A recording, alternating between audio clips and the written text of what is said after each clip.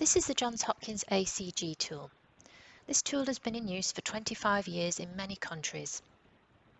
We've spent the past 6 years working with Johns Hopkins University to get the tool validated for the Australian context. The tool takes in the patient's demographics, diagnosis, medications, pathology, and some costings, and from that runs various analytics that have been developed over the past 25 years. We can see here that this practice has got 21,000 patients that were processed in this batch. After the practice has been through the tool, we then put patients through at an individual level each time they visit. The patients each get their own scores, and here we can see a line item for each patient. It's very comprehensive, and I'll not go through each column, but you can see here that the profiles that start to build up over patients can be used for various means. These are the EDC codes, the expanded diagnostic clusters.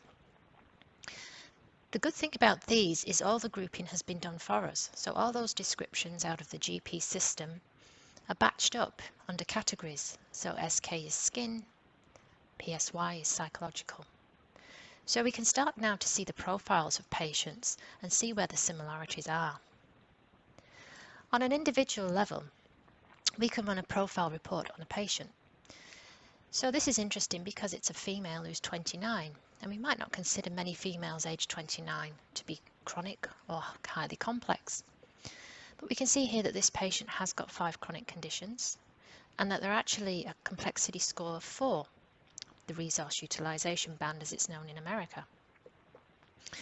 And then we might start to wonder why this is.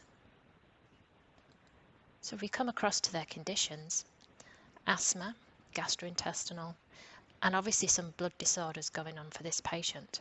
So quite a few chronic conditions, chest pain, syncope. So this patient is quite complex and outwardly may not appear so as a 29-year-old female. And this is the value of the Johns Hopkins tool. Other information we can get from the tool is to move away from chronic disease and start to look at things that are time limited or likely to reoccur, and then start to build in the costs. We're still validating this model, but the extent of the information, as you can see, is going to be quite useful into the future. We use this information in our reports, prompts. So we highlight the patients who are either highly complex or who have hospital risk scores, or we can use this information quite quickly to pull out who's got a mental health condition or a chronic condition without having to determine that for ourselves.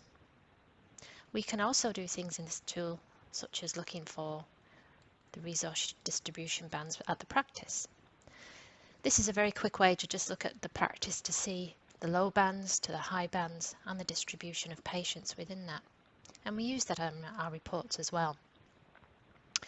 The tool is very comprehensive, but as you can see from how it appears here, it's not very user-friendly for people like GPs. So we take the information and use it to feed into our reports in a more meaningful way for the GP.